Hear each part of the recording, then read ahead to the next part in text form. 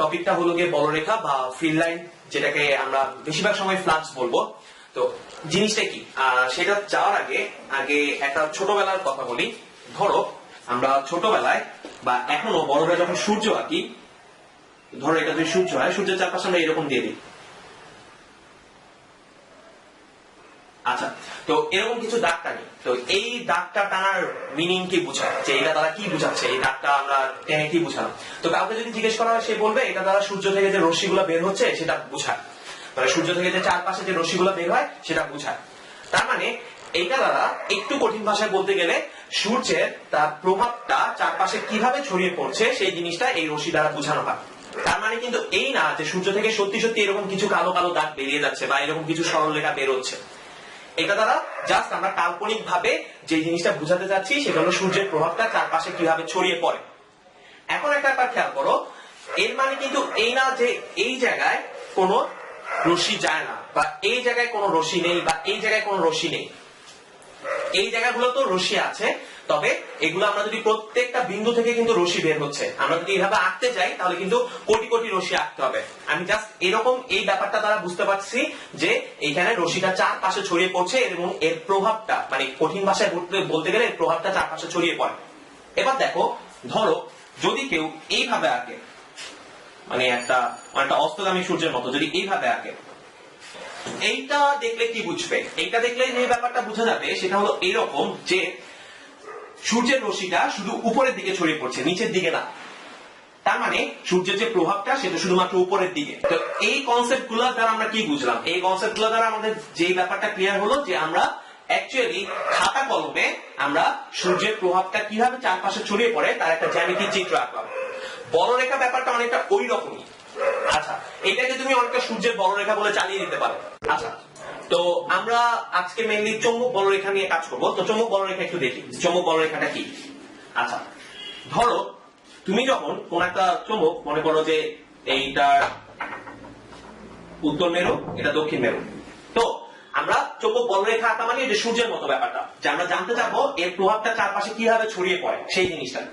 তো দেখো তোমরা চৌম্বক বলরেখা কিভাবে আঁকো? তো এটা তো মানে তুমি বলতে পারো যে তাহলে সূর্যের মতো করে এইভাবে এইভাবে এইভাবে এইভাবে করে এঁকে দিই, তাহলে হলো।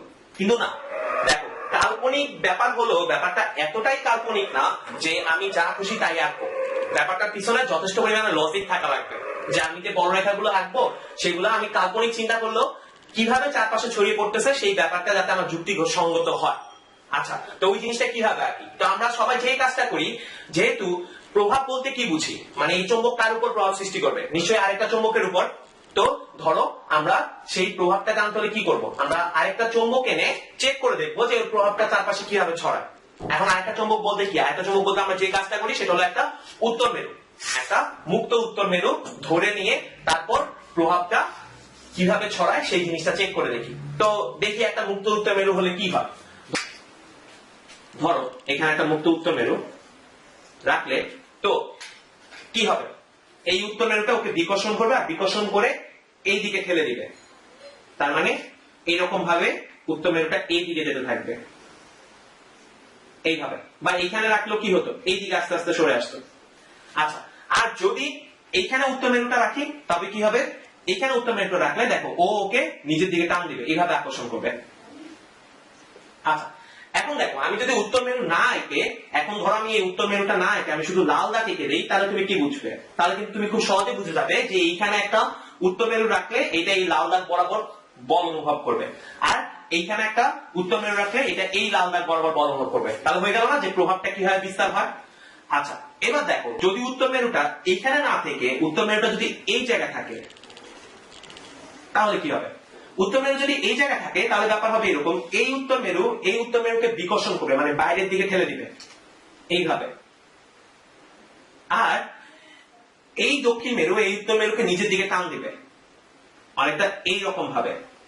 তাহলে দেখো ও যেতে বলে এই দিকে, ও যেতে বলে এই দিকে, অনেকটা সামান্তরিক সূত্রের মতো মনে হচ্ছে। তাহলে ও কি করবে? লব্ধি বরাবর চলে যাবে, মানে কর্ণ বরাবর এই দিকে যাবে। আচ্ছা, এইবার দেখো তুমি একটা ব্যাপার খেয়াল করো, এবার উত্তর মেরুটা যদি এই দিকে আসে, উত্তর মেরুটা যদি এইখানে চলে আসে, মানে কিছুটা দক্ষিণ মেরুর কাছাকাছি চলে আসে, তাহলে দেখো এই উত্তর মেরুটা এটাকে বিকর্ষণ করবে, কিন্তু বিকর্ষণ বলটা এতটা জোরালো হবে না। এইখানে যতটা জোরালো ছিল এখানে বিকর্ষণ বলটা জোরালো হবে না, কারণটা তুমি অলরেডি বুঝে গেছো। কেন জোরালো হবে না? কারণ এখানে দূরত্বটা কি বেশি। কিন্তু এই আকর্ষণটা কিন্তু অনেক বেশি, এই দক্ষিণ মেরুর যে আকর্ষণ সেটা কিন্তু অনেক বেশি জোরালো হবে। ঠিক আছে, তাহলে এখন দেখো যদি এই আকর্ষণ অনেক বেশি জোরালো হয় তাহলে এদের যে লব্ধিটা সেই লব্ধিটা কিন্তু একটু এইদিকে, এটা যেরকম এই বরাবর ছিল এই লব্ধিটা একটু এই দিকে সরে আসবে, মানে দক্ষিণ মেরুর দিকে একটু সরে আসবে।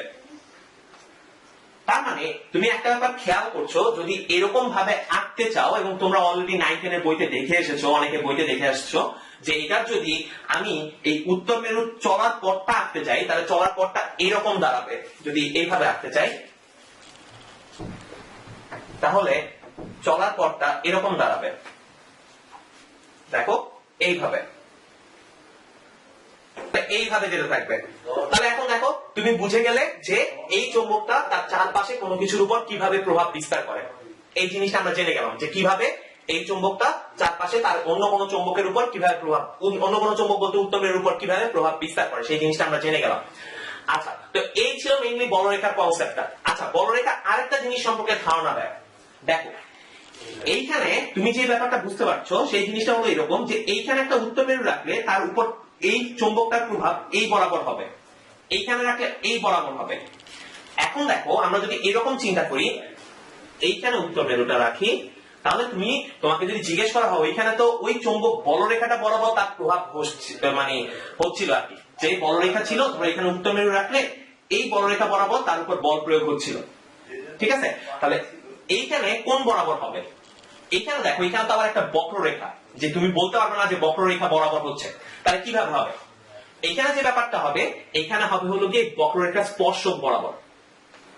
আচ্ছা তুমি বলবে হ্যাঁ বক্ররেখা স্পর্শক বরাবর, এটা কিভাবে বুঝবেন? এটা দেখো আমরা এখানে বুঝাচ্ছিলাম, ওদের মনে আছে এই উত্তর মেরু এই উত্তর মেরুকে বিকর্ষণ করছিল কোন দিকে? এই যে বাইরের দিকে। আর এই দক্ষিণ মেরু এই উত্তর মেরুকে নিচের দিকে টানছিল। আর তোমার যে লব্ধিটা ছিল সেই লব্ধিটা কোন বরাবর ছিল? এদের কর্ণ বরাবর। এবং দেখো এই কর্ণটা আঁকলে এটা কিন্তু স্পর্শক বরাবর যাবে। তার মানে কোন একটা বলরেখার কোন বিন্দুতে চৌম্বকের যে প্রাবল্যটা, মানে প্রাবল্য বলতে আমরা বুঝাচ্ছি এই চৌম্বকের এই উত্তর মেরুটার উপর যে প্রভাবটা বা যে বলটা সেটা কোন দিক বরাবর কাজ করবে, ওই বিন্দুতে তুমি যদি চৌম্বক বলরেখার সাথে একটা স্পর্শক আঁকো। আর এখানে স্পর্শক আঁকা মানে কি? এই সরলরেখার ক্ষেত্রে স্পর্শক আঁকা মানে কি? সরলরেখার ক্ষেত্রে স্পর্শক আঁকা মানে ওই সরলরেখা বরাবরই অ্যাকচুয়ালি। আর যখন বক্ররেখা হবে, বক্ররেখার ক্ষেত্রে তুমি যেই বিন্দুতে তুমি প্রভাব বা প্রাবল্যটা জানতে চাও ওই বিন্দুতে একটা স্পর্শক এঁকে দেবে, তাহলে ওই বরাবরই প্রভাবটা প্রাবল্যটা প্রভাব বা প্রাবল্যটা বুঝে যাবে। তাহলে এই ছিল মোটামুটি চৌম্বক বলরেখার ধারণা। তাহলে আমরা বলরেখা দ্বারা কি বুঝি? বলরেখা কি সত্যি আছে? বলরেখা কিন্তু সত্যি নেই। তাহলে আমরা বলরেখা আঁকি কেন?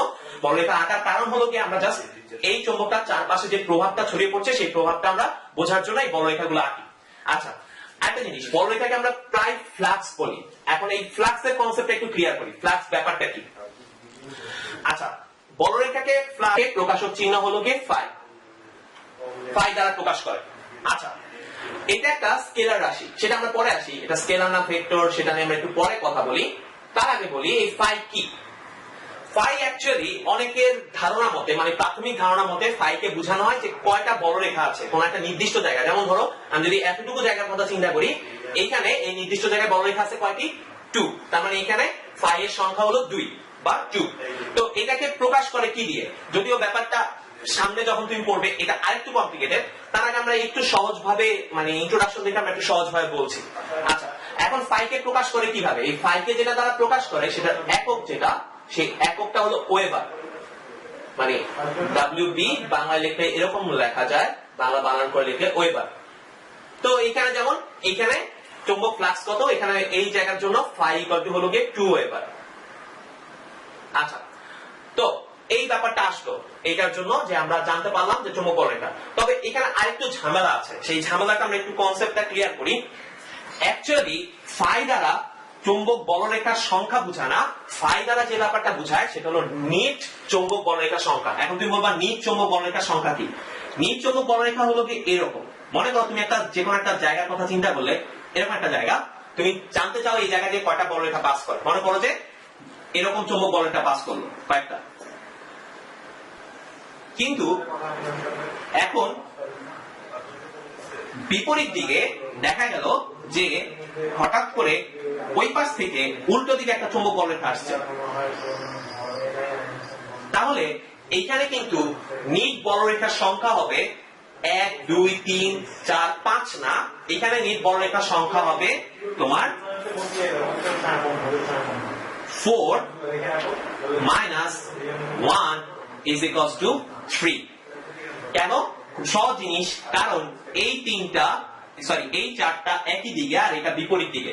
সো এইখানে ব্যাপারটা ব্যাপারটা কিন্তু নিট বলরেখার সংখ্যা বোঝায়, কারণ চৌম্বক বলরেখা একটা স্কেলার রাশি, এটা কিন্তু দিক কোন দিকে সেটা কখনোই বলা যায় না।